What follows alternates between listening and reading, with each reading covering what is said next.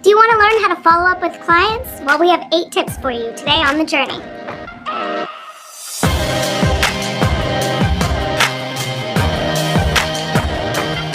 Alright, Sam, so you just had this amazing meeting with a potential client. Everything went really well. You talked about budget. You send them a follow-up email with some questions. Things are going well.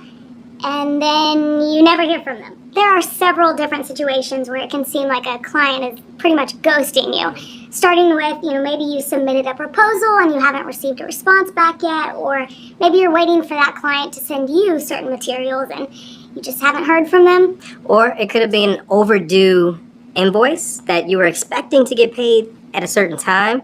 That does happen. Or it could be the holiday season. Many people are traveling for the holiday and they're just maybe in vacation mode. These could be some things that you could look at to, think about if that person is actually ghosting you or it's these other situations that are really happening. Yeah, and Sam, that's a good reminder that maybe you shouldn't just automatically take it personally. Take a step back, think about why this person actually might not have responded yet. All right, so how long do you wait before following up? I'm assuming it's going to be different for each situation, right, Alex? Yeah, so at my role in GoDaddy, I actually work with a lot of clients on a one-on-one basis, and that means there's a lot of follow-up that goes into that. So typically if it's, waiting for a call or a meeting to set up, I would give it about 2 or 3 days. There's a lot of times where clients say, oh, don't call me, I'll give you a call.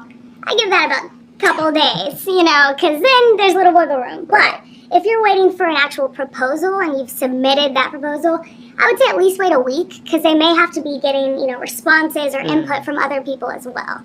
And a good note to keep in mind is the longer we wait to make a decision on something, the easier it is to just forget about it. So our suggestion is when you're interacting with your clients, set the proper expectations. If you're going to follow up, let them know when you will, and set yourself a reminder so you don't forget. Absolutely. The more time that passes, the more we convince ourselves against something. So you want to stay fresh in their mind. Right. But by setting that specific appointment time or whenever you're going to call them, say, hey, I'm going to follow up in 1 week on Thursday at 12 o'clock. Then it's a good time for them. You're not calling at a bad time. You've set that expectation, and then you're not bugging them. Oh, and I know in my role, we actually use some tools like Calendly, where you can actually pop their email into that and it will send them automatically a reminder when that specific appointment is coming up. That thing is a lifesaver. Technology is great. All right, now, so you've made the appointment and you don't really know how to follow up. We're now going to go into the tips on what you can actually do. First and foremost, be pragmatic. So is it really too soon for you to be following up? And, we know you're excited to get things rolling and moving along, but has it been a reasonable amount of time for them to actually respond? And also keep in mind their industry. So let's say that they work in the restaurant industry. Calling at Friday at 5 p.m., of course they're not going to answer. Or at lunchtime. Exactly. So for the second tip, emphasize your needs. It's very important to let people know up front what you actually need. So say, for instance, in your follow email, hey, I'm following up on that overdue invoice or following up on that proposal we just spoke about. You want to make sure that they know the necessity of them opening that up and getting back to you. Yeah, and that starts with even a very clear and direct subject line for your email. I know I get hundreds of emails a day. Sometimes you just need that really clear direction listed there on the forefront so that people know exactly what action they need to take. And that brings us to our next tip.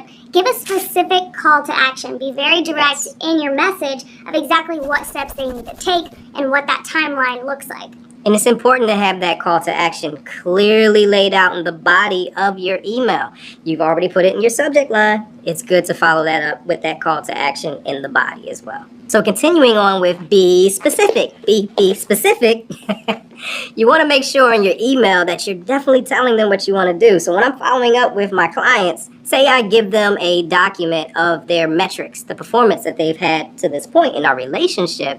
In that email, I'm going to actually include a link to my calendar and ask them to click on that and see what time works best for us both and put some time on my calendar. Because I like to tell my clients, hey, I value your time, so don't just waste it and try to call and I'm on the other line. This way, we know at a certain day, certain time, we're going to talk about this specific information that's in that email. So basically make it as easy as possible. Yes.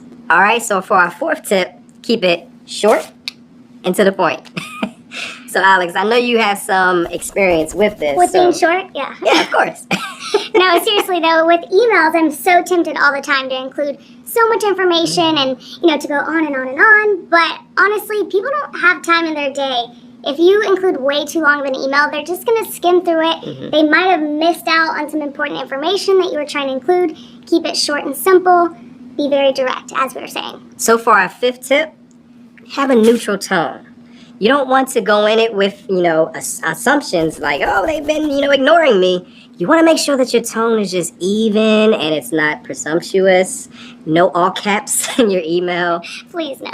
No. Absolutely. I mean, it's very important to make sure that you're staying calm and collected and don't just assume the worst, right? Right. Give them the benefit of the doubt. Mm-hmm. Stay calm and collected, because if not, then you might come off as super pushy or arrogant, and that could absolutely turn them the opposite direction. So for our sixth tip, make it about their best interest. What's in it for the client? Yeah, exactly. I know I've had clients talk to me about how important it is for them to, get things taken care of as soon as possible, and then all of a sudden you don't hear from them. So making them kind of aware that this is really holding up their best interest, and for us to be able to accomplish their goals, things have got to start moving. Right. And in my role, typically after they come from your department, they come to me and it's a certain pain point that they've had. Maybe they didn't have a consistent presence online. So they wanted to have brand consistency. And they want to make sure that this is all working. So, okay, in my email, it's like, hey, remember, you wanted to make sure you can evaluate your investment and make sure that it's bringing you a return. So you want to make sure we get this call done. Our next tip is be persistent but not annoying. So of course, if you're feeling super frustrated, take a step back, take a breather before you revisit this. But at the same time, you do still want to make sure you're being persistent, because sometimes it's just not a good time for people. So having that consistent reminder can be good and can end up paying off by them finally getting back to you. For our last tip, remember, it's okay to follow up for other reasons. In my role, sometimes it's not even something that is set on the calendar. Say they just had a great sale in their store. I may just want to follow up and say, hey, by the way, how did everything go? Is there anything that we can, talk about, post for you? So these things are okay to, follow up on. Yeah, it's important to be proactive. So you don't have to only follow up when you need something. You can just follow up to establish that really great customer service with them. So, if it's after the holidays, you can send them an email and say, hey, hope the holidays were really great for you. Or let's say it's a special anniversary. So, hey, you've been with us for a year, just wanted to say thank you for your business. Anything along those lines to make them feel special. So no matter what the situation is, just make sure you have a plan in place that you can follow with your clients and make it as smooth as possible. Silky smooth. So now you know how to follow up with clients. Be sure to like this video and comment down below. And subscribe to our channel and ring the bell so that you're notified when we have fresh content coming out. This is The Journey. See you next time.